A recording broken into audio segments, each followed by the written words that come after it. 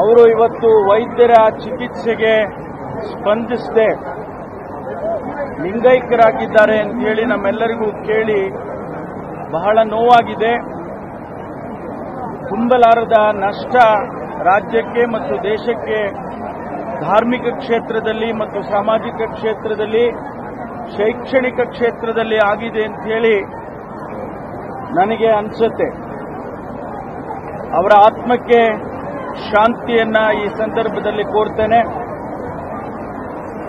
ಭಗವಂತನಲ್ಲಿ ಪ್ರಾರ್ಥನೆ, ಮತ್ತೊಬ್ಬ ಸಿದ್ಧಗಂಗಾ ಶ್ರೀಗಳು ಪರಮ ಪೂಜ್ಯ ಶಿವಕುಮಾರ ಸ್ವಾಮೀಜಿಗಳು ನಮ್ಮ ಸಮಾಜಕ್ಕೆ ಬರಲಿ ಹಾಗೆ ಅಂತ ಹೇಳಿ ನಾನು ಪ್ರಾರ್ಥನೆಯನ್ನು ಈ ಸಂದರ್ಭದಲ್ಲಿ ಸಲ್ಲಿಸ್ತೇನೆ.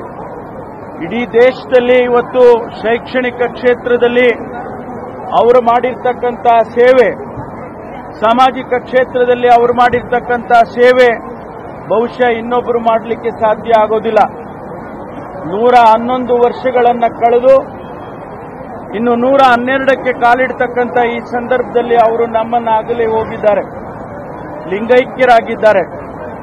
ಅವರ ನೆನಪು, ಅವರ ಆದರ್ಶಗಳು ಇಡೀ ದೇಶಕ್ಕೆ, ನಮ್ಮ ಸಮಾಜಕ್ಕೆ ಉಳಿಯುವಂತೆ ಆಗಲಿ ಅಂತ ಹೇಳಿ ನಾನು ಈ ಸಂದರ್ಭದಲ್ಲಿ ಹಾರೈಸ್ತೇನೆ.